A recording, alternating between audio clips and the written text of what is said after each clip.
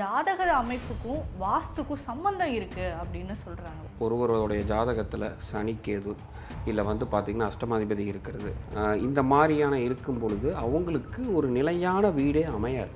ஏதோ ஒரு வாஸ்து குறைபாடுகள் இருக்கும். இப்போ செவ்வாய் சுக்கரன் எடுத்துட்டோம்னு வைங்களேன், அவருடைய லைஃப் மனைவி வந்ததுக்கப்புறம் அப்படியே மாறும். அவர் பிரம்மாண்டமான வீடு கட்டுறது, இன்டீரியர் அதிகமாக ஃபோக்கஸ் பண்ணுறது, ஸோ இது எல்லாமே அது இருக்கும். அவர் வாடகை வீட்டில் இருந்தாலும் வாஸ்துவோடு தான் இருப்பார். இந்த செவ்வாய் சனி கொஞ்சம் ரொம்ப மோசமான கிரக சேர்க்கை. இந்த வீடு வாஸ்துவில் இருக்கக்கூடியது. கண்டிப்பாக அவங்களுக்கு தென்கிழக்கு பகுதியில் பாதிப்பு இருக்குது. வாழ்க்கையில் என்ன உழைப்பு போட்டு என்னால் கடன்லேருந்து மீள முடியல, வேலை பிரச்சனை 10 வேலை மாறிட்டேன் அப்படின்னா குரு சனி.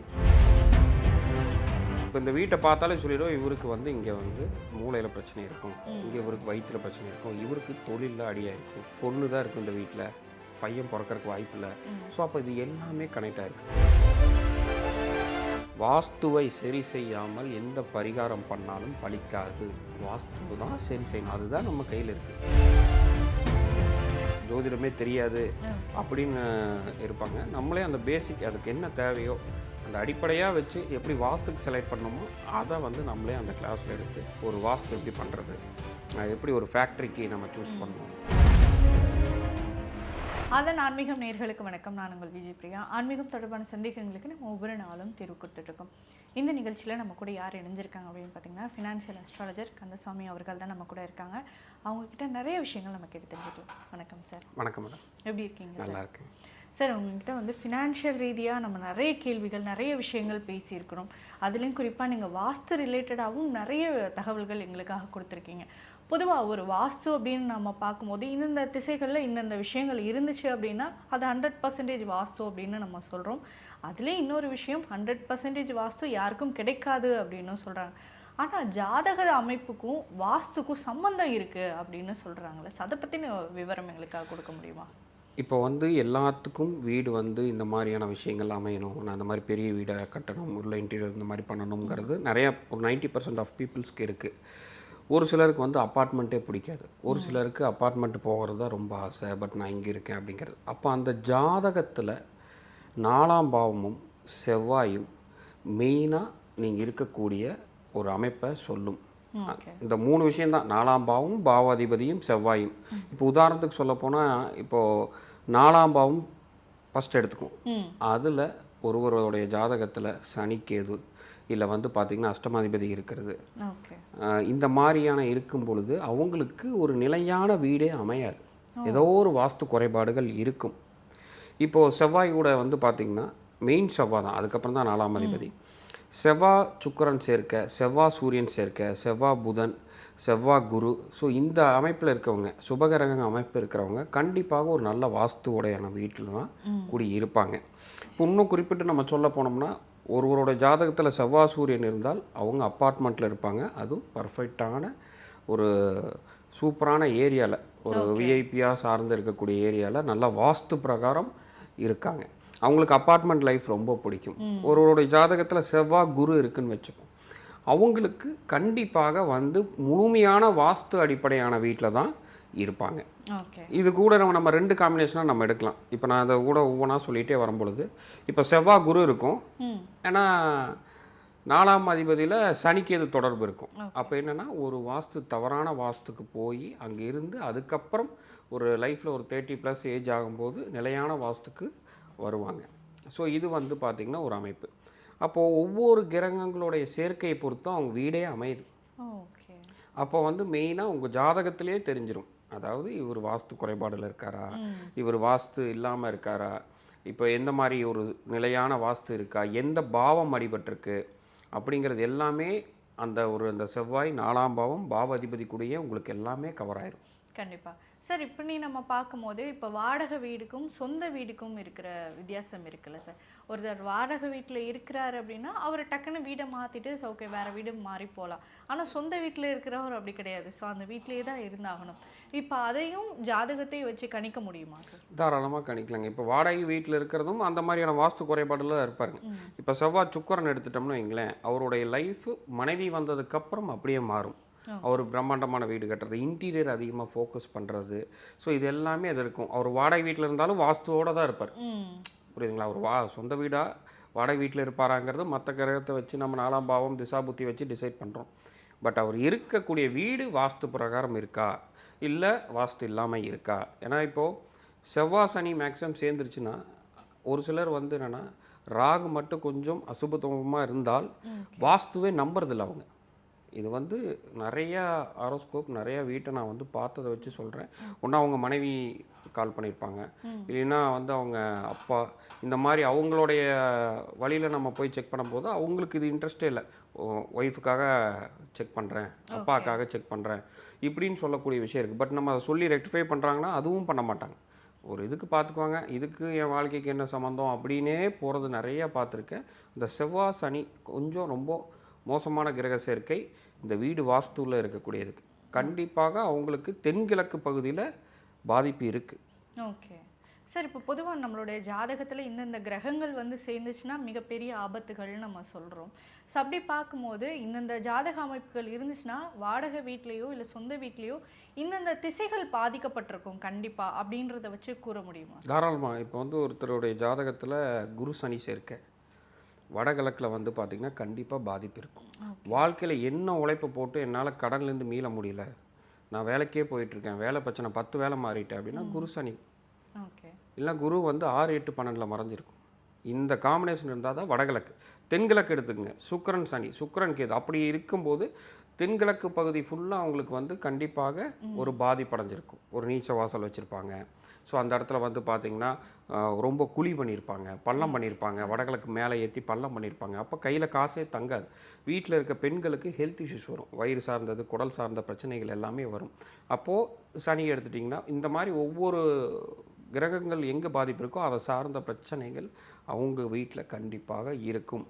சரி, இப்போ என் ஜாதகத்தில் குரு சனின்னு வச்சுப்போம், அதுக்கு நான் நல்லாவே வாழ முடியாதாங்க போது அப்போ நம்ம என்ன பண்ணணும்னா வீட்டை வந்து மனைவி பேரில், ஓகே, இல்லை வந்து பார்த்திங்கன்னா அப்பா பேரில், அம்மா பேரில் இந்த மாதிரி மாற்றி அவங்களுடைய பேரில் வீடு இருந்து நீங்கள் குடி போகிறது பர்ஃபெக்டாக தான் இருக்கும். ஓகே. ஸோ அப்போ அதனால எந்த பிரச்சனைகளும் வராது. ஓகே. பொதுவாக இப்போ நிறைய பேர் நம்ம சொல்கிறத கேட்டோம், வாடகை வீட்டில் வந்து நிறைய பேர் மாறி மாறி போயிரு, இந்த வீட்டுக்கு வந்ததுக்கு அப்புறம் தான்ப்பா எனக்கு ஒரு நல்ல வேலை அமைஞ்சது, ஒரு நல்ல சொந்த வீடு கட்டணுங்கிற ஒரு விஷயம் வந்தது, நான் சொந்தமாக கார் வாங்கினேன் அப்படின்னு நிறைய விஷயங்கள் தொடர்ந்து அடுத்தடுத்து நல்ல விஷயங்கள் சுப செய்திகளாக கேட்டுட்டு இருப்பாங்க. ஸோ இதுக்கெல்லாம் என்ன காரணம்? இப்போ இதுக்கு வந்து பார்த்திங்கன்னா அவருக்கு வந்து ஒரு உதாரணத்துக்கு சொல்கிறேன். தனுஷ் லக்கணம்னு வச்சுப்போம். லக்கணத்திலே குரு திக்பலன் பெற்றிருக்கு. இதற்கு முன்னாடி வந்து தெற்கு பார்த்த வீட்டில் இருந்திருப்பாங்க. ஓகே.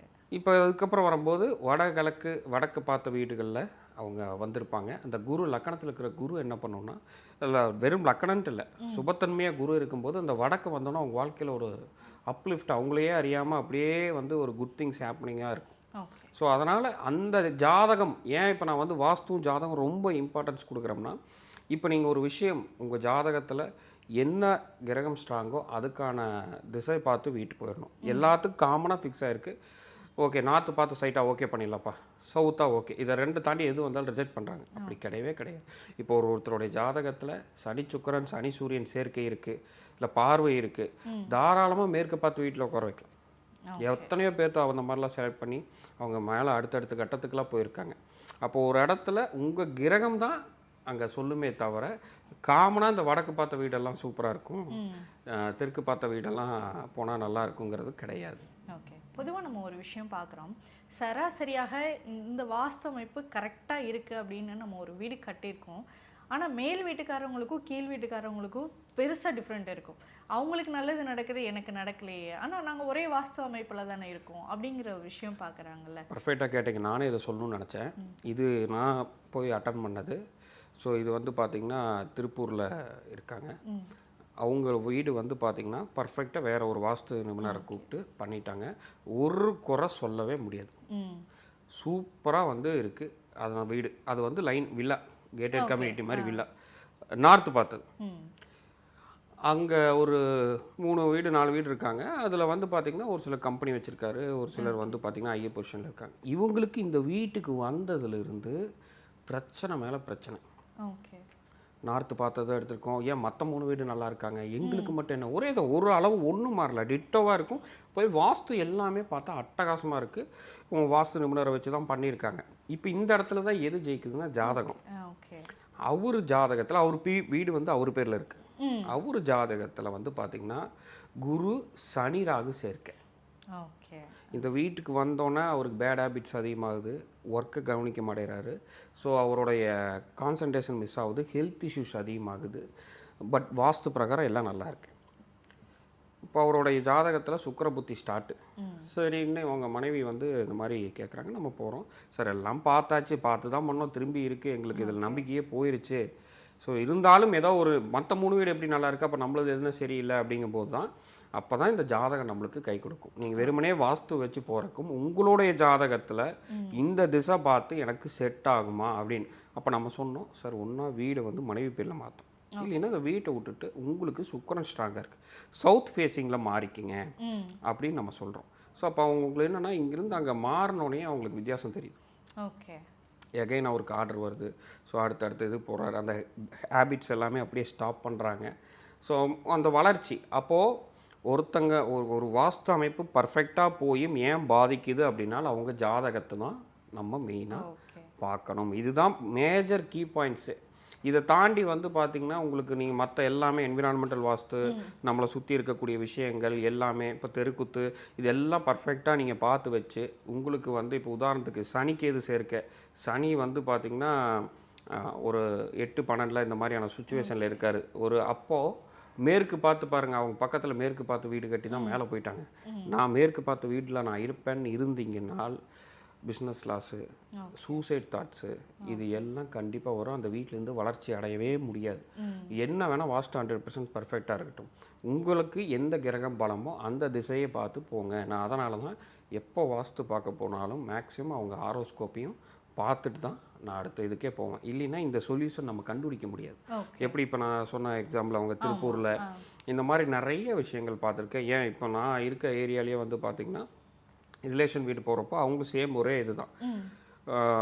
பட்டு ஒவ்வொருத்தவங்க ஒவ்வொரு மாதிரி கட்டியிருக்காங்க, பட் கிட்டத்தட்ட ஒரே மாதிரி தான் இருக்குது. அதில் வந்து ஒரு சிலர் நல்லா இருக்காங்க, ஒரு சிலர் டவுன் ஆகிறாங்க. இது எல்லாம் அவங்களுடைய ஹாரோஸ்கோப்பை பேஸ் பண்ணி தான் இருக்குது அந்த கிரகம். இப்போ நார்மலாக பார்க்குற பீப்புள்ஸ்க்கு என்ன தெரியும்னா, இப்போ எல்லாம் ஒரே மாதிரி தான் கட்டணும், இந்த வாஸ்துன்னு சொல்கிறதெல்லாம் நம்புற மாதிரி ஏப்பா இருக்குது. ஸோ அது வந்து சுத்தமாக இல்லை. இப்போ நீங்கள் இதுக்கு வந்து ஒரு ஜோதிட நாலேஜ் வேணுமா, இந்த வாஸ்து வந்து இது படிக்கிறதுக்கு அப்படின்னா அடிப்படை கொஞ்சம் தெரிஞ்சிருந்தால் சேர்த்து பார்த்தீங்கன்னா ஒரு கிளைண்ட்டை நீங்கள் அழகாக அவங்களுடைய லைஃப்பை அப்லிஃப்ட் பண்ண முடியும், அவங்கள கரெக்டாக கைடன்ஸ் பண்ண முடியும். ஓகே. இப்போ பொதுவாக நம்ம இந்த மாதிரி இப்போ டவுன்ஷிப்பில் நம்ம இருக்கிறோம் அப்படின்னா வீடு கிடைக்கிறதே கஷ்டமாக இருக்கும். இதில் வந்து வாஸ்து பார்த்து நம்ம ஒரு வீடை செலக்ட் பண்ணுறது அப்படிங்கிறது ரொம்ப காம்ப்ளிகேட். எல்லாருமே என்ன பார்க்குறாங்கன்னா, எனக்கு வேலை பக்கத்தில் இருக்குது, பசங்களுக்கு ஸ்கூல் பக்கத்தில் இருக்குது, தண்ணி ஃபெசிலிட்டிஸ் நல்லா இருக்குது, இதை தான் நம்ம ஓவராலாக பார்க்குறோம். இப்படி ஒரு சுச்சுவேஷனில் நம்ம எப்படி சரியாக ஒரு வாஸ்து பார்த்து ஒரு வீடை செலக்ட் பண்ணுறது? இப்போ சுச்சுவேஷன் புரியுது. பட் நான் என்ன சொல்கிறேன்னா, உங்கள் ஜாதகம் பர்ஃபெக்டாக இருக்கும் பொழுது நீங்கள் ஆட்டோமேட்டிக்காக நல்ல வாஸ்துவில் தான் இருக்க போகிறீங்க. திசாபுத்தி சரியான திசாபுத்தி அடுத்து வரக்கூடியது உங்கள் வளர்ச்சியை நோக்கி இருக்குன்னா உங்களுக்காக வந்து அமையும். இல்லைன்னா இங்கேருந்து 1 மணி நேரம் ட்ராவல் பண்ணி கூட ஆஃபீஸ்க்கு போவீங்க. உங்களுக்கு உள்ளே போய் உள்ளுணர்வு ஒன்று சொல்லும், இந்த வீடு எனக்கு பிடிக்கல, அதனால் நான் இங்கே இருக்கல அப்படின்னு. ஸோ அதனால் நான் என்ன சொல்கிறேன்னா, ஒரு சில விஷயங்கள் நம்ம சாக்ரிஃபைஸ் பண்ணி தான் ஆகணும். ஏன்னா நல்லா வாஸ்து போனால் தான் நம்ம அடுத்த கட்டத்துக்கு வளர்ச்சி ஆக முடியும். நான் என்னுடைய இது வந்த புதுசில் ஒரு 8 இயர்ஸ் பேக்லாம் வந்து பார்த்திங்கன்னா பார்க்கும் பொழுது நான் எடுத்து பார்க்குறேன். நம்ம ரிலேஷன் வீடெல்லாம் நம்மளுக்கு தெரியும் இல்லைங்களா, நம்மளுக்கு தெரிஞ்சவங்கலாம் யார் மேலே போய் எல்லாமே எடுத்து பார்க்கும் பொழுது 1% மாறலை. இதோட இது நான் கண்கூட பார்க்குறேன். இப்போ நான் ஒரு இடத்துக்கு போயிட்டுருக்கேன், இப்போ ஒரு விஷயம், இப்போ இந்த வீட்டை பார்த்தாலே சொல்லிடுவோம், இவருக்கு வந்து இங்கே வந்து மூளையில் பிரச்சனை இருக்கும், இங்கே இவருக்கு வயிற்றில் பிரச்சனை இருக்கும், இவருக்கு தொழிலில் அடியாக இருக்கும், இங்கே இது வந்து பொண்ணு தான் இருக்கும், இந்த வீட்டில் பையன் பிறக்கறதுக்கு வாய்ப்பு இல்லை. ஸோ அப்போ இது எல்லாமே கனெக்ட் ஆகிருக்கு. அப்போ நான் என்ன சொல்கிறேன்னா, இப்பேற்பட்ட விஷயத்தை நீங்கள் ஜாதகம் பார்க்குறீங்க பார்க்கல செகண்டரி, வாஸ்துங்கிறது இது வந்து சயின்ஸ். இது வந்து உங்களுக்கு வந்து எப்படின்னா, இது பிஸ்னஸ்க்காக பேசுகிறாங்க, வாஸ்துக்காக பேசுகிறாங்க, என்ன வேணால் சொல்லலாம், கமாண்டில் இருக்கட்டும் என்ன வேணால். பட் ரியல் ஃபேக்ட் இது தான்.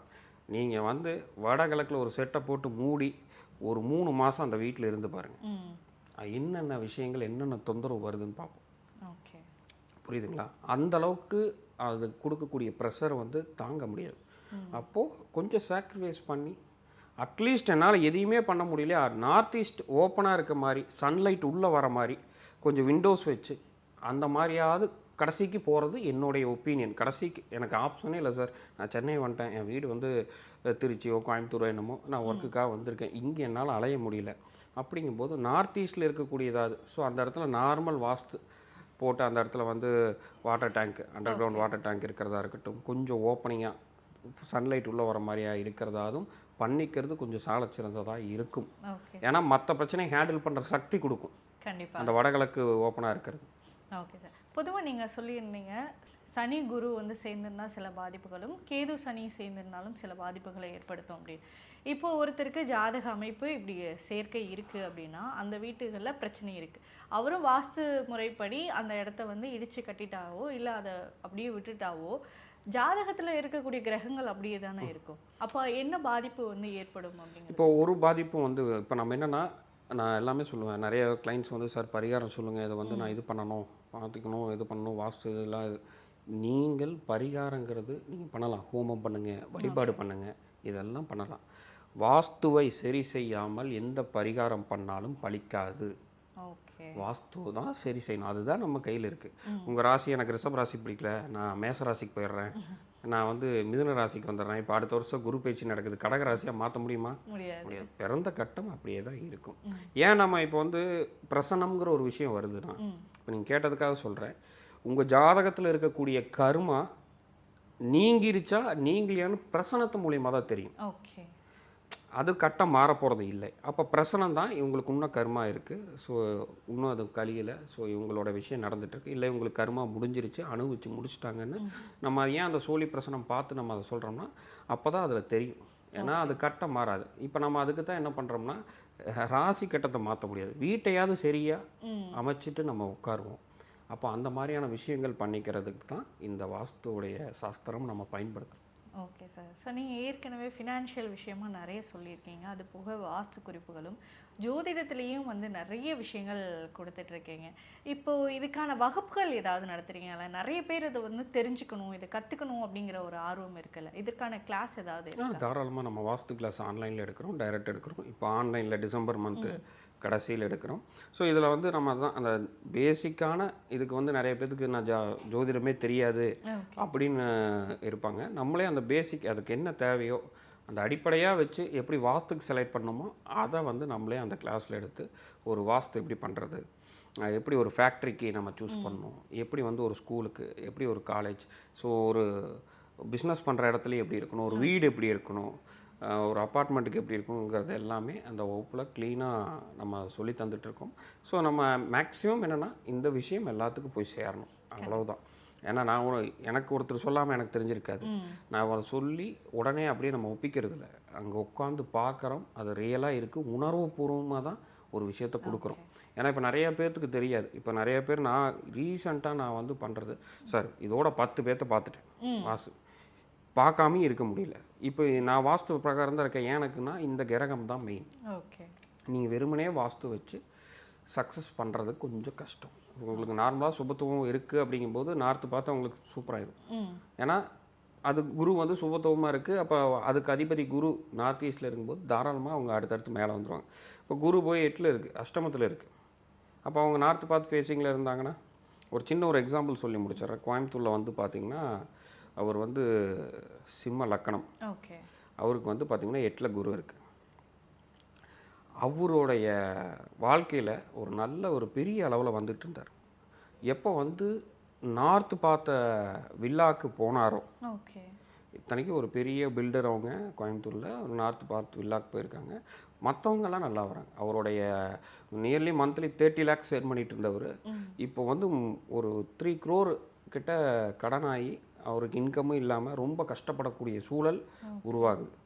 அஷ்டமத்தில் இருக்க குரு என்ன பண்ணுன்னா, அவர் ஆசை காட்டி ஷேர் மார்க்கெட்டுக்குள்ளே வந்து அதில் போட வச்சு லாஸ் ஆகி, கூட இருக்கிற உங்களுக்கு நம்பி பணம் கொடுத்து அதுலேயும் போய் அந்த கடன் எல்லாமே இவர் ஏற்றுக்கிட்டு, இவரோட பணமும் போனது இல்லாமல் அவங்கக்கிட்ட வாங்கி போட்ட பணமும் போய் அதுலேயும் போய் ஒரு பிஸ்னஸ் எல்லாமே கொலாப்ஸ் ஆகி இப்போ 0ல் வந்து நிற்கிறோம். ஓகே, இப்போ நம்ம என்ன சொன்னோம்னா, இந்த வீட்டை மாற்றுங்க, பழைய வடிக்கு எல்லாமே வரும், உங்களுக்கு சவுத் ஃபேஸிங் தான் செட் ஆகும், அதுக்கு மட்டும்தான் போகணும்னு நம்ம அந்த வீட்டையும் பார்த்துட்டு இன்னொரு வீட்டையும் சூஸ் பண்ணி கொடுத்துட்டு நம்ம வந்தோம். இது வந்து இப்போ ஒரு 3 months வந்து பார்த்திங்கன்னா ஒரு 7 lakhs கிட்ட ஏர்ன் பண்ணுற அளவுக்கு ரெக்கவர் ஆகிட்டுருக்கார். இப்போ நீங்கள் இது என்ன சொல்வீங்க, நான் இதை போய் ஹோமம் போடுங்க, இது பரிகாரம் பண்ணுங்க, இப்படி படுங்க, இப்படி எதுவுமே சொல்லல. நான் வீட்டை மாற்றுறேன். இதை பார்த்துட்டு அங்கே போனோன்னா 2வது நம்ம ஒரு பிரசனம் போட்டுருவோங்க. ஜாமக்கோல் பிரசனம் வந்து ஒரு வீட்டுக்குள்ளே போகிறப்பே போட்டுருவோம். அது எக்ஸாக்டாக எங்கெங்கெல்லாம் பிரச்சனைன்னு காட்டிடும். ஓகே. அழகாக அதை பேஸ் பண்ணி கைட் பண்ணணும். ஒரு கிளைண்ட்டுக்கு சொல்யூஷன் தரணும். அவங்களுடைய பிரச்சனையிலேருந்து கிளாரிட்டியாகி அவங்க அடுத்த கட்டத்துக்கு நகரணும். நம்ம வந்து சும்மா இது இடித்து மாற்று, அதை கழட்டி மாற்ற, கண்டிப்பாக அது தேவை இருந்தால் அதை வந்து சொல்லலாம். சும்மா வந்து வந்துட்டுமே ஏதோ ஒன்று சொல்லிட்டு போனோம், இல்லைன்னா பணம் வாங்க முடியாதுன்னு இல்லை. என்ன ரியல் ஃபேக்ட் இருக்கோ அதை சொல்லி பாருங்கள். நெகட்டிவாக இருந்தாலும் சொன்னோம்னா அது நாளைக்கு அவங்களுக்கு வந்து அது மாறும்போது தான் இதோடைய ரியல்னஸ் புரியும். இல்லைன்னா திரும்ப திரும்ப வந்து ஏதோ ஒன்று பேருக்கு சொல்லிட்டு போகிற மாதிரியான விஷயங்கள் ஆகிட்டே இருக்கும். அவங்க சஃபர் பண்ணுவாங்க. அந்த கருமா சொல்கிறவருக்கும் சேர்ந்து வரும். அப்போ சொல்கிற விஷயத்தை கரெக்டாக தெளிவாக சொல்லி ஒரு கிளைண்ட்டை கரெக்டாக கைட் பண்ணி கொண்டு போகும். Okay sir. சார் நிறைய விஷயங்கள் பேசினோம். இந்த விஷயங்கள்லாம் தொடர்ந்து நிறைய பேர் கற்றுக்கணுங்கிற ஆர்வமும் நிறைய பேர் இருக்கும். ஸோ கண்டிப்பாக இந்த ஜோதிடம் அண்டு வாஸ்து இது 2யுமே கற்றுக்கணும், சார்கிட்ட வந்து அதை பற்றி முழு விவரம் தெரிஞ்சுக்கணும் அப்படின்னு நினச்சிங்கன்னா ஸோ தாராளமாக கான்டாக்ட் பண்ணுங்கள். மிக்க நன்றி சார். ரொம்ப தெளிவான விளக்கங்கள் எங்களுக்காக இந்த நேர்காணலில் கொடுத்ததற்கு மிக்க நன்றி. நன்றி மேடம்.